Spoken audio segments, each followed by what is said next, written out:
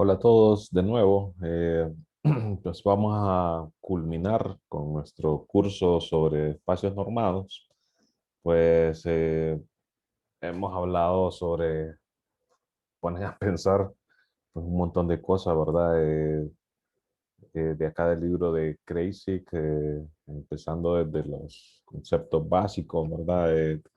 Eh, allá por el capítulo, finales del capítulo 2 cuestiones sobre funcionales, eh, sobre el dual, ¿verdad? Los distintos tipos de duales.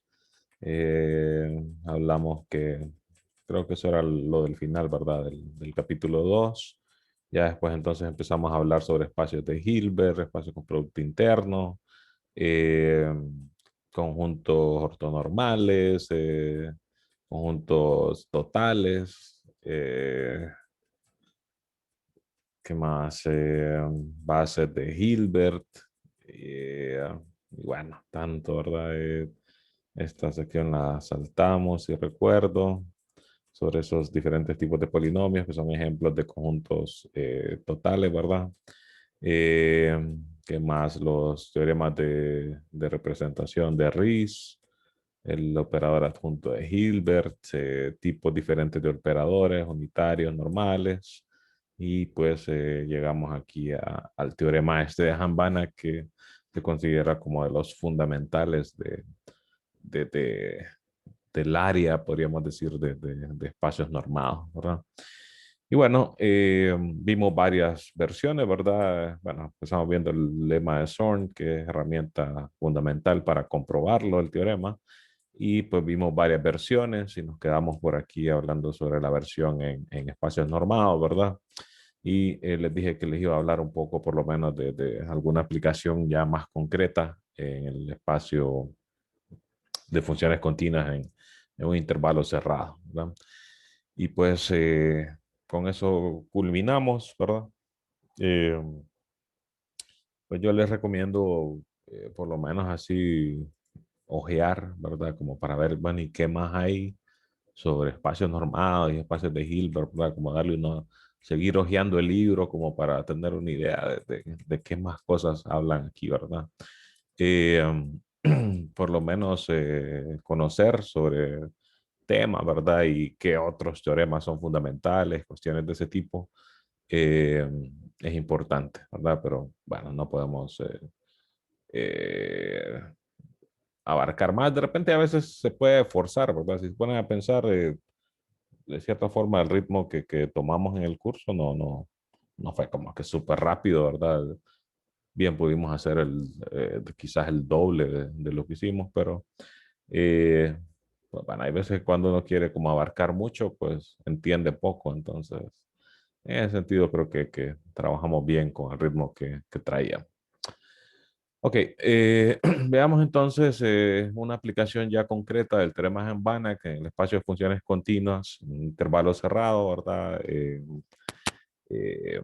que pues si recuerdan de lo que trabajamos en el curso anterior, trabajar en CAB es como que bonito, ¿verdad? En el sentido de que las cosas funcionan, ¿verdad? Se cumplen muchos resultados que en general no ocurren, ¿verdad? Um, y recuerdan, por ejemplo, para comprobar el teorema de Weierstrass, ocupamos en CX, ocupamos que el X fuera compacto, entonces en el caso particular de CAB, pues se tenía eso, ¿verdad? Para comprobar que comprobamos que CAB era separable, ¿verdad? Y el de Weierstrass en general, pues al final era que CX era separable con X compacto, ¿verdad? Y entonces en CAB, pues sabemos que muchas cosas que uno quiere que funcionen, funcionan, ¿verdad? Ok, así que veamos entonces que esta aplicación del teorema de Banach está relacionada con teoría de integración y de hecho pues mucho de lo que les voy a hablar hoy tiene que ver precisamente con teoría de integración porque no necesariamente en los cursos que ustedes tomaron anteriormente de análisis, ya sea, por ejemplo, en el curso que yo les di, análisis 2 no hablamos nada de integración, ¿verdad? Salvo tal vez que en algunos ejemplos aparecen, ¿verdad? Pero como teoría como tal, no trabajamos en análisis uno. Hay veces que sí se habla un poco del integral de Riemann, hay veces que no, ¿verdad? No se logra llegar por el tiempo. Entonces, pues voy a asumir que no conocemos sobre teoría de integración para poder entender el ejemplo en sí, ¿verdad? Para poder entender la aplicación. Entonces, fíjense, comenzamos definiendo qué es una función con variación acotada. Noten, ya estamos en un ambiente bien concreto, ¿verdad? Una función definida en AB y con codominio un subconjunto de R, o con rango un subconjunto de R, ¿verdad? Codominio sería R. Y entonces decimos que una función de este tipo, que ya como les digo, conocemos bastante, eh, decimos que es de variación acotada, si su variación total, que está definida de esta manera, eh, de hecho aquí fíjense que cambié las letras, como siempre, alguna cosa escribo mal yo en las presentaciones. La función era W, realmente el nombre, ¿verdad? Pero pues uno como que siempre que habla de una función, automáticamente se le viene F, ¿verdad? Pero bueno, era W, la función de interés aquí.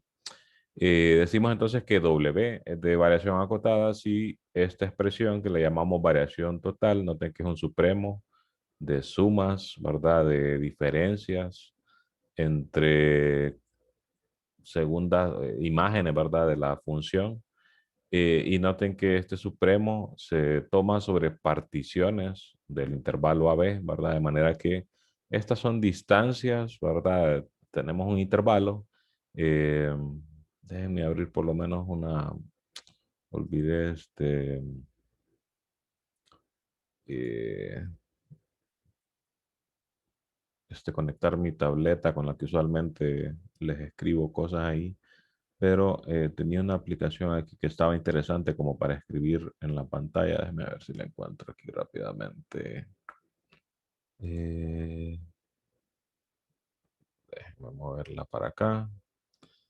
Que esta se las recomiendo. Fíjense, está bien interesante. Ahí está el sitio web por si la quieren probar. Está interesante en el sentido de que, bueno, se escribe con el mouse, pero normalmente, por lo menos para mí, yo siempre he sentido que escribir con el mouse es bien difícil, ¿verdad? Como que para nada que funciona, pero la aplicacioncita esta como que vectoriza las cosas. Si se fijan, lo que hace es como una especie como de aproximación lineal, ¿verdad? Se ven ahí una especie como de segmentos. Y entonces lo que a veces uno escribe medio feo con el mouse, como que lo arregla un poquito, entonces no se ve tan mal la cosa. Bueno, entonces tenemos el intervalo de AB, ¿verdad? Y tomamos una partición, ¿verdad? Que puede ser cualquier tipo de partición, por ejemplo, no necesariamente la distancia o longitud entre los elementos de la partición tiene que ser la misma, ¿verdad?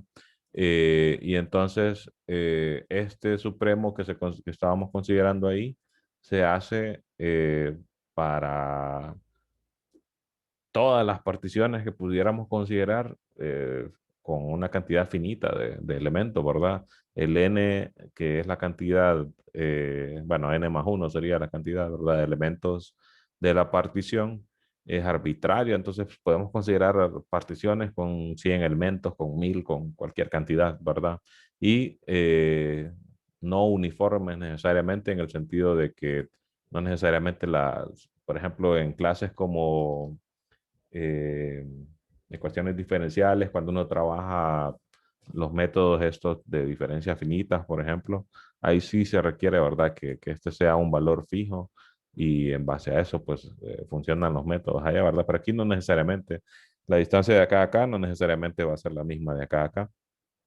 Y entonces se está considerando, fíjense, el supremo de sumas de esas distancias, ¿verdad? ¿Dónde estaba aquí? Supremo de sumas de esas distancias, ¿verdad? De esas, noten que esta es un punto en la partición menos, o bueno, imagen, ¿verdad? Del punto en la partición menos imagen del punto del punto anterior en la partición, ¿verdad? Entonces, son distancias en el eje Y, ¿verdad? O sea, aquí tendría, por ejemplo, si tengo aquí T1 y T2, Entonces, por acá tendría W de T1, ¿verdad? Digamos que está aquí. Y acá W de T2, ¿verdad? Entonces, una de esas distancias que se consideran ahí en esa suma es esta de acá, ¿verdad? La diferencia entre W de T2 menos W de T1. Eh, Se suman todas, ¿verdad? Porque es supremo de sumatoria de esas distancias, ¿verdad? El valor absoluto pues toma la distancia. Eh, y si se ponen a pensar, pues dependiendo de cómo se consideren esas particiones, pues eso variaría, ¿verdad? De partición en partición. Y bueno, tomamos el supremo de ellos, ¿verdad? Eh, ok. Se va a denotar, esto sería entonces, decimos que una función es de variación acotada si esto es finito, ¿verdad? Si se ponen a pensar, por ejemplo, una función que tenga de repente una asíntota vertical, ¿verdad? En alguna parte, entonces puede ocurrir que ahí existan dos elementos, ¿verdad? O existan, que consideremos particiones de tal manera que esas distancias vayan tendiendo a infinito, ¿verdad? Y de manera que ese supremo realmente no exista, ¿verdad? Y porque se van haciendo más grandes de repente esas distancias, ¿verdad? Entonces, decimos que la función es de variación acotada si este supremo es finito, ¿verdad? Eh, de hecho, aquí no concluir incluso la definición como es. Déjenme volver aquí al libro. Si esto, ¿verdad? Es finito, ¿verdad? Que no le puse aquí. Si su variación total, déjenme anotarlo aquí, es finita, ¿no? Y donde esa variación, pues es esto de aquí, ¿verdad? Entonces, si este supremo es finito, entonces la función decimos que es de variación finita, ¿verdad? Entonces, denotamos el conjunto de todas las funciones que tienen variación finita. Si se ponen a pensar, tiene como que bastante que ver con el hecho de que las funciones sean acotadas de cierta forma, pero no es exactamente el mismo conjunto de funciones acotadas. Eh, es como que más rebuscado, digamos, ¿verdad? El conjunto este. Y lo que sí es que se puede comprobar sin mucho problema que va a ser un espacio vectorial. Como les digo, podríamos pensar que se parece bastante este tipo de funciones a funciones que son acotadas, pero pues no exactamente, ¿verdad? Pero si se ponen a pensar, entonces, si se parece, tiene sentido que si yo sumo dos funciones de este tipo, de tal manera que para cada una de ellas esto sea finito, eh, entonces tiene sentido que para la suma de las dos funciones se cumpla lo mismo y que para la multiplicación de la función que es de variación acotada por un escalar, siempre se mantenga finita esa variación, ¿verdad? No se ve extraño, ¿verdad? Decir eso, ¿verdad? Y es una cuestión de aplicar prácticamente las definiciones si uno lo quiere comprobar formalmente, ¿verdad? Y además de ser espacio vectorial, sería un subespacio del conjunto de funciones, ¿verdad? Vamos a ver de las continuas, ¿no? Aquí de repente sería interesante ponerse a pensar cómo sería un diagrama de Venn que relacione las continuas, ¿verdad? En AB, las acotadas en AB y estas de variación acotada, ¿verdad? Como para ver si hay de repente alguna relación de contenencia. Seguramente pues hay sí una intersección, ¿verdad?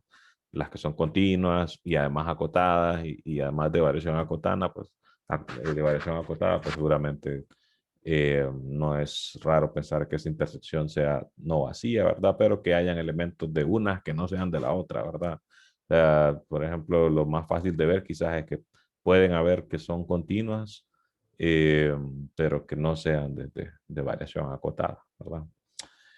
Pero bueno, así intuitivamente lo digo, ¿verdad? Pero habría que ponerse a escribir realmente para verificar, ¿verdad? Ese tipo de cosas. Pero bueno, eh, además de ser espacio vectorial, lo podemos ver como espacio normado, definiendo como norma. fíjense que no es la usual, ¿verdad?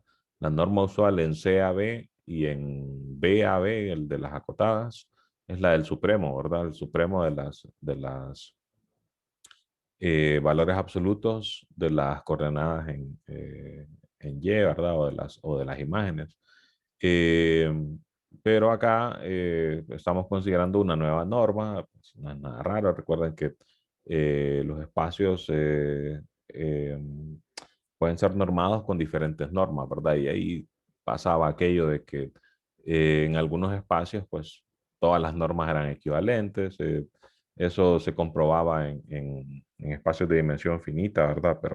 Pero ya, por ejemplo, en este espacio que no es de dimensión finita, o si lo vemos como similar, ¿verdad? O relacionado con CAB, pues también no sería loco pensar, ¿verdad? Son cosas que sí uno tendría que ponerse a escribir para quererlas probar, ¿verdad? Pero no es loco pensar que este espacio sea de dimensión infinita, ¿verdad? Ya desde que está formado por funciones. Eh, y entonces observen que, por ejemplo, si uno quisiera ver de verdad que esto es una norma, este A de aquí es el extremo izquierdo del intervalo en el que se está considerando, ¿verdad? Entonces, la, por ejemplo, si uno dijera, ok, yo quiero ver que si, vaya, una de las propiedades de norma, eh, que tiene que ser mayor o igual que cero. Bueno, W de A es uno de los valores que se toman en cuenta aquí, ¿verdad? Entonces el supremo, pues, como es cota superior, ¿verdad? De estas diferencias, vamos a ver si uno quisiera justificar que va a ser mayor o igual que cero, ¿verdad? Eh, Estas variaciones pues son positivas porque es supremo de valores absolutos, ¿verdad?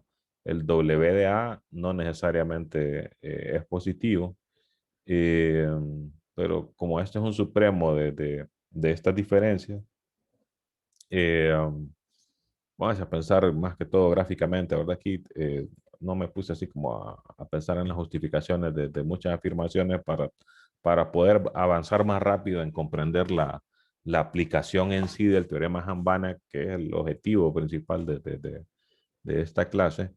Eh, Imagínense si este es el A, ¿verdad? Por ejemplo, para este dibujo que tengo aquí. Entonces W de A, ¿verdad? Estaría por acá. eh, el supremo de esas variaciones. Noten que ahí, como se hacen en elementos consecutivos, eh, W de A, ¿verdad? Pues sería esta longitud de acá, ¿verdad? Por ejemplo, esta es una de las diferencias que se consideran ahí en ese supremo. Esta, pues, por lo menos no es mayor que W de A. Eh, pero como se consideran todas, ¿verdad? Entonces se considera al final el supremo, que sería la más grande de todas esas diferencias entre elementos consecutivos. Entonces sería una cuestión de ver, ¿verdad? Que en general, ¿verdad? Esa diferencia, o siempre va a existir una, ¿verdad? Que sea mayor o igual que W de A, ¿verdad? Para ver que vamos a ver. No, no tanto es eso, ¿verdad? Sino que esa diferencia en valor absoluto, por si esto fuera, si esto es positivo, no hay nada que probar, ¿verdad? Eh, si fuera negativo, entonces habría que ver que siempre existe una de esas diferencias de esta, ¿verdad? En valor absoluto, que va a ser más grande que esta de aquí. Porque si no, entonces esta suma me daría negativo, ¿verdad? Eh, En la definición, si se fijan acá, pues la función W simplemente está definida, ¿verdad? En AB. No me dicen, ¿verdad? Nada como para asegurar solo con la definición, ¿verdad? De que, eh, por ejemplo, si me dijeran, considere W de tal manera que todas sus imágenes son positivas, bueno, ahí sí entonces no habría nada que chequear, ¿verdad? Pero pónganse a pensar cómo se consideran aquí todas las particiones. Por ejemplo, la partición más simplona, ¿verdad? Sería considerar solo los dos extremos del intervalo. Y bueno, exagerándolo, así como lo dice aquí la gráfica de la función, pues esa diferencia que va a haber entre la función evaluada en B menos la función evaluada en A definitivamente va a ser mayor o igual que esto, ¿verdad? Pero eso por como dice el dibujo, ¿verdad? Si hiciera una función decreciente, igual no habría problema porque se toma el valor absoluto, ¿verdad? Eh, Vamos a ver. De hecho, fíjense que ya me puse a pensar ahí, pero no me quiero detener mucho en eso, pero pensando en una decreciente así, que este fuera el intervalo de A, B, en W de A estaría aquí arriba, ¿verdad? Y W de B por acá. Eh, si considerara, perdón, esa partición trivial, entonces W de B menos W de A en valor absoluto, solo sería esto de aquí, ¿verdad? Y en ese caso, pero así como lo dicen, realmente no habría problema. El problema es que el W de A sea negativo, ¿verdad? Porque así como lo dice acá, es positivo, entonces sumado con esa otra longitud, pues no habría problema. Pero si corriéramos el eje X, por ejemplo, digamos que el eje X estuviera aquí, entonces W de A sería aquí negativo. W de B menos W de A, pues sería solo esto de aquí, ¿verdad? Entonces, cuando hiciera esa suma, igual no habría problema, ¿verdad? Porque W de A solo es este pedacito de aquí, ¿verdad? Pero bueno, sí, fíjense que habría que ponerse a ver como caso, ¿verdad? Para ver que no hay problema en que esa cantidad sea positiva, ¿verdad? Para ver que de verdad esto cumple los requisitos para ser una norma. Eh, Vaya, imaginándonos otra de las cosas que habría que comprobar, si W fuera cero, esto tendría que ser cero, ¿verdad? Ese sí está más fácil, ¿verdad? Porque si W es cero, esto es cero, ¿verdad? W sería la función cero, ¿verdad?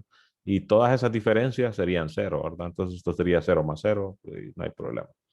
Eh, de acá para acá, ¿verdad? Si esto fuera cero, entonces habría que ver que la función W tiene que ser cero. Ya ese no se mira tan trivial, ¿verdad? Habría que ponerse a escribir también. La desigualdad triangular de esta parte no hay problema porque básicamente sale de la desigualdad triangular para el valor absoluto, ¿verdad? Eh, pero de este término de acá, porque no sabemos que vaya a ser lineal. No sabemos que la función sea, qué sé yo, decreciente o creciente, ¿verdad? Ese tipo de cosas. Eh, y entonces habría que utilizar la hipótesis de que es de variación acotada, ¿verdad? O sea, asumir que este supremo es finito, entonces de ahí tratar de ver que se va a cumplir también la desigualdad triangular, ¿verdad? Si se fijan, entonces sí hay algunas cosas que hay que ponerse a escribir, ¿verdad? Para comprobar estas. La de espacio vectorial sí creo que ahí sí no hay mucho problema, pero para ver que esto es norma, creo que sí uno tendría que chequear ahí varios detalles, ¿verdad? Pero bueno, se los dejo ahí a su curiosidad, ¿verdad? Que si quieren comprobar que de verdad es cierto que esto es una norma. Aquí creo que solo lo dice el autor. Una norma en este espacio está dada por esto, ¿verdad? Y ya, solo está dicho. Seguramente, en esta sección fíjense que no deja ejercicios el autor, entonces, pero si se ponen a pensar sería como un ejercicio fijo eso, ¿verdad? Si hubieran, verifique que esto es una norma, ¿verdad? De verdad. Pero bueno, como les digo, se los dejo ahí a su curiosidad, ¿verdad? Si lo quieren verificar. Ok, por ahora pues creámosle a Crazy, ¿verdad? Que seguramente sí funciona. Ok, fíjense, tenemos que hablar de la integral de Riemann. Este apellido realmente no sé cómo se pronuncia. Stieltjes, no sé. De hecho, no sé de dónde. Vamos a buscar rápidamente. Stieltjes. Vamos a ver de dónde es. Suena como polaco, algo así, no, holandés, ¿verdad? Holandés. Bueno, seguramente se va a pronunciar ahí medio extraño, ¿verdad? Pero bueno, como estamos en español, leámoslo, ¿verdad? Stieltjes, algo así leeríamos nosotros esto en español, ¿verdad? Eh, esta integral de Riemann-Stieltjes es una especie como de generalización de la integral de Riemann, que es la que nosotros normalmente utilizamos, ¿verdad? La que uno usa en cálculo y que si recuerdan tiene una definición que está en términos de sumas de Riemann, ¿verdad? Eh, y es un límite, ¿verdad? Un límite de sumas que se consideran también en términos de particiones, ¿verdad? Recuerden aquella imagen que le muestran a uno cuando le definen la integral definida y que lo hacen en base a unos rectángulos, ¿verdad? Y hay unas sumas que son rectángulos por la izquierda, otros por la derecha, ¿verdad? Otros como centrados. Eh, y la cosa era que conforme esos rectángulos iban haciendo cada vez más angostos, ¿verdad? Entonces el área que me quedaba, que era la suma de las áreas de esos rectángulos, iba a aproximar cada vez mejor, ¿verdad? El área de la función, ¿verdad? Que era una cuestión algo así, ¿verdad? Déjenme, aquí creo que es para hacer otra página, sí. Tenía uno la función, ¿verdad? Lo que les estaba comentando era aquella imagen que le decían, uno, considere todos estos rectángulos, ¿verdad? Así, que están formados con imágenes, ¿verdad? De la función que uno tiene. Había una que, como les digo, que eran por la izquierda, ¿verdad? Otras por la derecha. Así como la dibujé es más o menos como el centro, ¿verdad? De estas longitudes de acá. Y entonces que el área de la suma que la suma de las áreas de estos rectángulos me iba a aproximar el área que está debajo de la gráfica, ¿verdad? De la función en el intervalo donde se está haciendo ese trabajo, ¿verdad? Y que prácticamente la integral de Riemann era el límite de la suma de estas áreas conforme esta longitud que se está considerando aquí, llamémosle h, por ejemplo, conforme este h va tendiendo a cero, ¿verdad?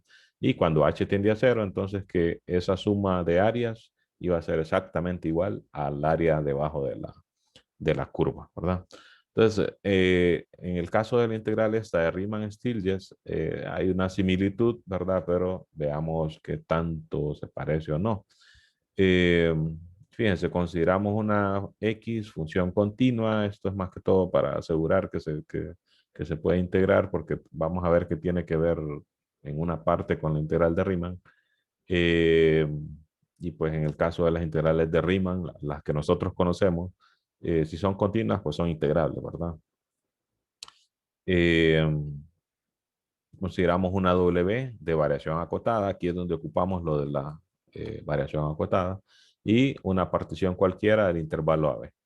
Le llamamos eta de Pn al máximo de las longitudes entre los elementos de la partición, ¿verdad? Aquí también me comí un índice, este es T1, ¿verdad? Este aquí T1 menos T0, T2 menos T1, hasta los últimos, ¿verdad? O sea que son todas estas longitudes de acá. Como las particiones las estamos tomando así como que bien arbitrarias, entonces eh, así como dice el dibujo aquí, ¿verdad? Que no son uniformes esas longitudes, entonces unas pueden ser más grandes que otras, ¿verdad? Entonces ahí se le llama eta al máximo de esas longitudes, ¿verdad? Como son finitas, ¿verdad? Entonces este máximo siempre existe, ¿verdad? Para cualquier partición, entonces fíjense, consideramos sumas otra vez. Estas vienen siendo como lo que haría el papel de las sumas de Riemann, ¿verdad? De las sumas de las áreas de aquellos rectángulos. Tomamos las imágenes de la función, ¿verdad? Noten que se está considerando aquí en el extremo derecho, ¿verdad? De cada segmento de la partición. Y esta pues es precisamente la altura, ¿verdad? Entonces, esto es bien parecido si no es que casi igual, ¿verdad? A lo que hacíamos acá. Casi igual porque realmente aquí estamos considerando dos funciones, ¿verdad? Una X y una W. Y la X es la que se quiere integrar, ¿verdad? Y esta W, pues es otra ahí, ¿verdad? Que lo que tiene es esto de la variación acotada, ¿verdad? Eh, permítame. Bueno, entonces, noten que, como les digo, esto hace prácticamente casi el mismo papel que hacían las sumas de Riemann en la integral de Riemann, ¿verdad? Y entonces aquí hay algo que también solo se dice, habría que comprobarlo, noten que esta es una suma, ¿verdad? Finita. Estas entonces, si uno hace el límite cuando n tiene infinito, lo puede ver como la suma parcial de una serie, ¿verdad? Y aquí lo que me dicen es que existe límite de esa sucesión de sumas parciales, ¿verdad? A ese valor, pues sería la suma de la serie, ¿verdad? Y entonces ese valor J, lo estamos llamando acá, existe, ¿verdad? Que si se fijan, esta es la definición prácticamente de límite, ¿verdad? Solo que se está considerando conforme a que esas distancias, ¿verdad? Este máximo de esas distancias se va haciendo considerando más pequeño, ¿verdad? Arbitrariamente pequeño, ¿verdad? Y que cuando eso es arbitrariamente pequeño, entonces esta diferencia entre ese valor J, ¿verdad? Y aquí me faltó algo, este S de PN, déjenme revisar aquí. Es que le cambié el nombre, o no le puse el nombre aquí, ¿verdad? SPN representa esta cantidad de acá, ¿verdad? Entonces, tal que J menos esta cantidad de acá, ¿verdad? Que es el término de la sucesión, es menor que epsilon, ¿verdad? O sea, prácticamente que el límite, cuando n tiene infinito, de esto, ¿verdad? Es este valor J, ¿verdad? Eh, habría también, ¿verdad?, que ponerse a probar utilizando las hipótesis, ¿verdad?, del hecho de que W de variación acotada, que X es una función continua, ¿verdad?, para ver que de verdad esta serie va a ser, o que esta sucesión, ¿verdad?, de sumas, o que esta sucesión, ¿verdad?, es convergente, ¿verdad? Ok, a ese valor es el que se le llama integral de Riemann-Stieltjes. Aquí se está solo afirmando, ¿verdad?, que ese valor existe, ¿verdad? Recuerden como este libro es pues, prácticamente de análisis funcional, bueno, ese es el título, ¿verdad?, del libro. Eh, Aquí ya se asume que uno ha visto análisis real, o sea que el autor aquí asume que uno ha visto por lo menos algo de teoría de integración.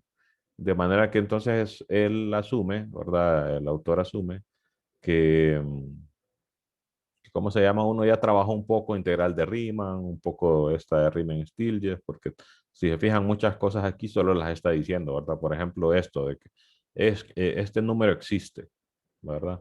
Pero no lo comprueba, ¿verdad? Se asume que uno ya sabe un poco de eso. Entonces, igual, ¿verdad? De repente, por ejemplo, si ustedes siguen lectura en el libro, van a ver que en algunas partes asume que de repente uno ya sabe un poco del integral de Lebesgue, que no necesariamente, ¿verdad?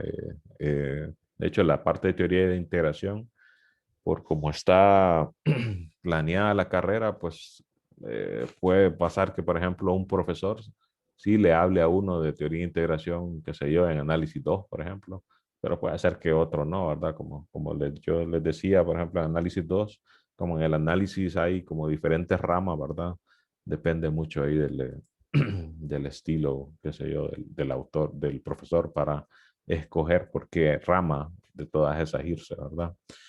Y entonces, bueno, ese valor J es el que se le llama integral de Riemann, Stieltjes de la función X en el intervalo AB, ¿verdad? Respecto a W.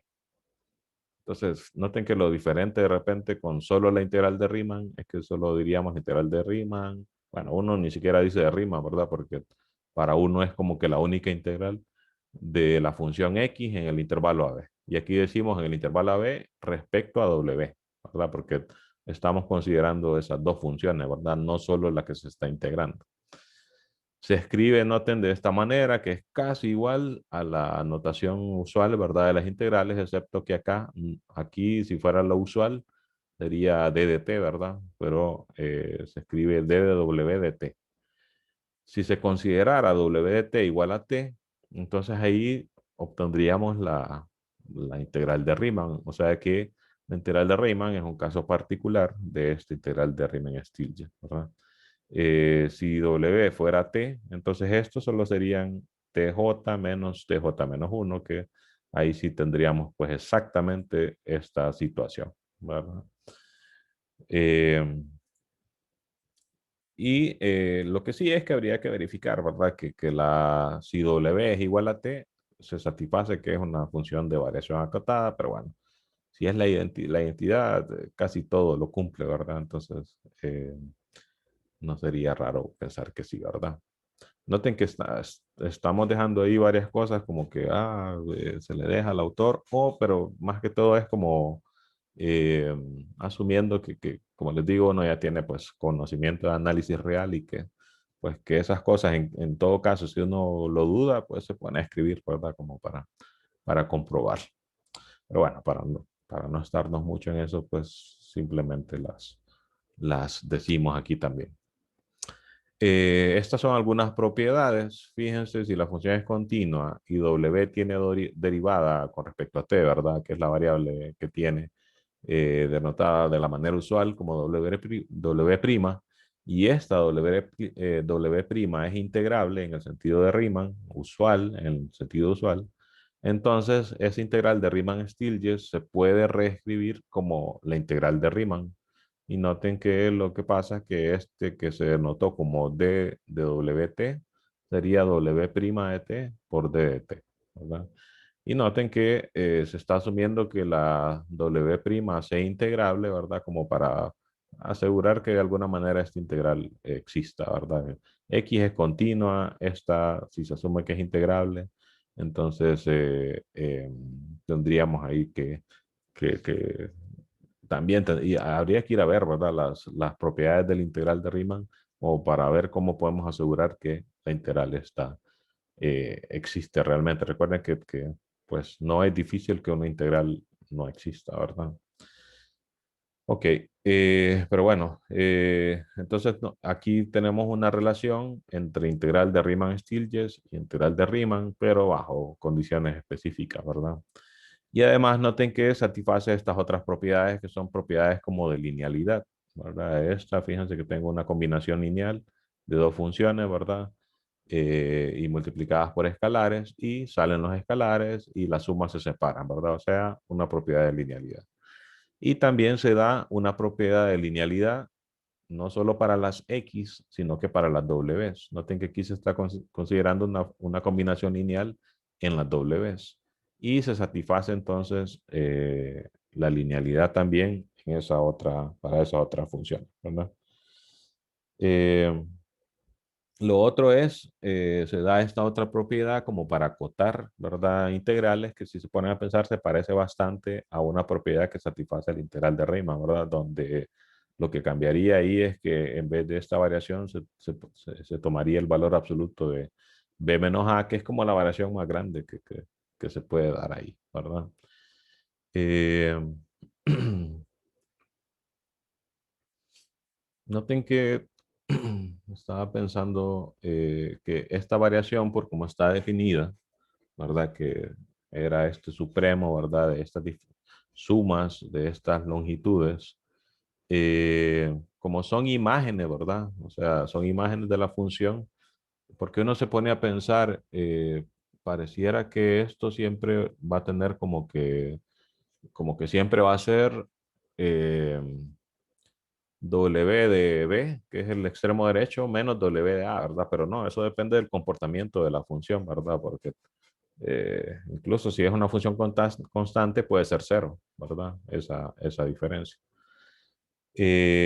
Así que, pero en el caso del integral de Riemann, esta propiedad se satisfacía tomando el máximo de la función multiplicado por b menos a, ¿verdad? Que era como decir que la integral que en el caso de Riemann, ¿verdad? Representaba esta suma de, de áreas de estos rectángulos. Si considero el máximo de la función en el intervalo, ¿verdad?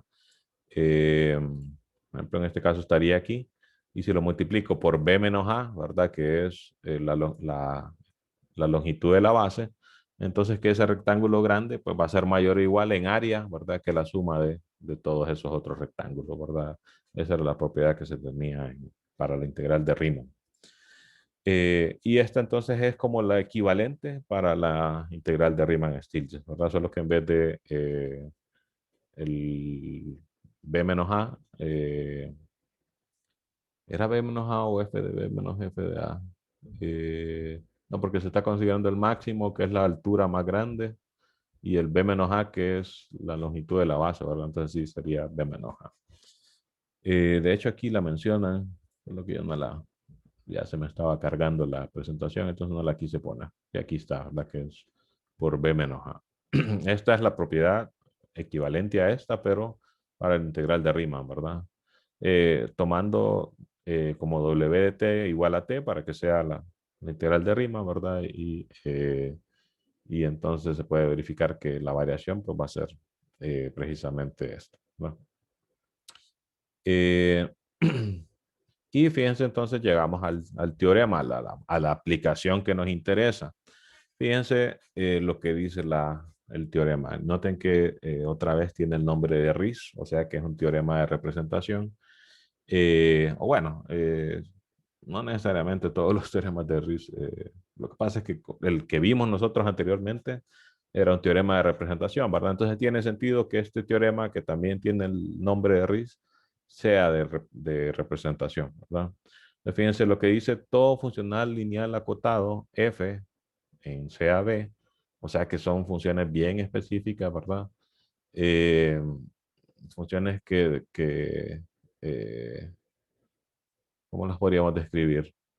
Es un funcional en este es el espacio vectorial, ¿verdad? Entonces, esta función f toma como elemento, ¿verdad? Donde se evalúa funciones que están aquí y lo que me regresan son escalares, ¿verdad? Así como la integral, por ejemplo, ¿verdad? La integral definida que me agarra una función y me regresa un escalar, ¿verdad? Entonces me dice que todo funcional lineal acotado puede ser representado como una integral de Riemann-Stieltjes en la siguiente manera, ¿verdad? F de x, donde x sería una función, ¿verdad? Porque es un elemento de acá. Se escribe como la integral de Riemann-Stieltjes de AB de x de t, la función donde se está evaluando, por d de w de t, donde esta w es una función de variación acotada. Esa hay que escogerla, ¿verdad? Depende de la X, ¿verdad? Que se esté escogiendo o donde se esté evaluando F, ¿verdad? Y es tal que la variación de W es la norma de F. Si se fijan, estas propiedades son parecidas a algunas de las conclusiones que se daban tanto en el teorema de Riesz que teníamos de ya tiempito, ¿verdad? Como los teoremas estos de Han-Banach en sus diferentes versiones, ¿verdad? La demostración, fíjense que es bastante larguita, solo les muestro ahí la longitud de acá. Y pues es como ya estamos terminando, pues no se las voy a presentar. Pero sí, lo que voy a hacer es que como para que tengan una idea, ¿verdad? De lo que se trabaja ahí, les voy a dejar de tarea que traduzcan la demostración. Cuando uno está traduciendo y escribiendo, ya sea a mano o typeando, como que uno no solo está escribiendo, no solo está traduciendo realmente, sino que está como queriendo entender de lo que trata, ¿verdad? Entonces, como para que más o menos entiendan la demostración, los mando ahí como última tarea a traducir, la verdad, que es pues ir tomando lo que dicen aquí, ¿verdad?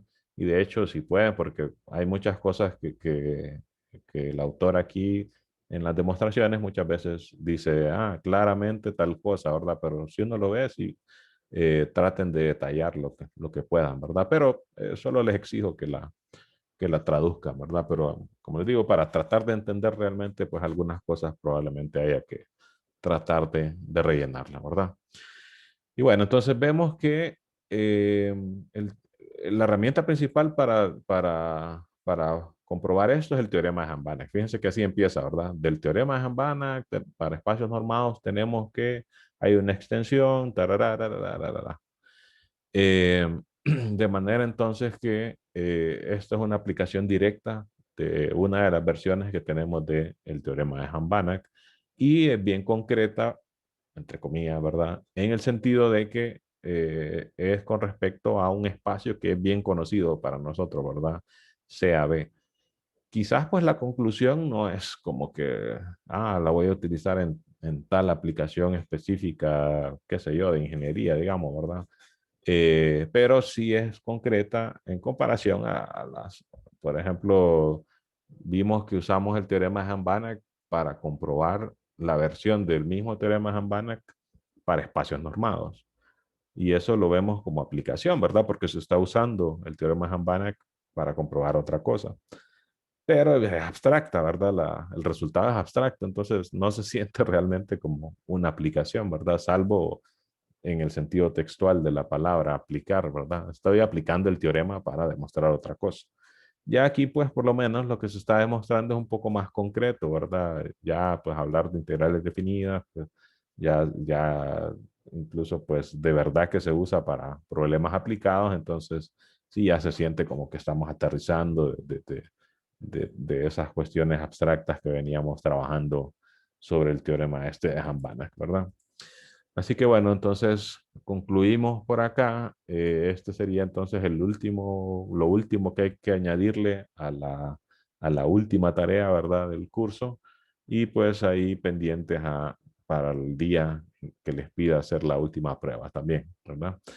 Ok, nos quedamos entonces aquí por hoy. Pues no sé si los volveré a ver en alguna otra clase, ¿verdad? Si están llevando espacios normados, es porque ya casi están terminando, me imagino. Así que por si no los vuelvo a ver, pues suerte, ¿verdad? En lo que les resta de la carrera y éxitos también, ¿verdad? En todo lo que quieran seguir haciendo, no solo en la carrera de matemáticas, sino ya para trabajar o si quieren seguir estudiando, pues éxitos en eso, ¿verdad? Nos quedamos entonces por acá. Saludos a todos.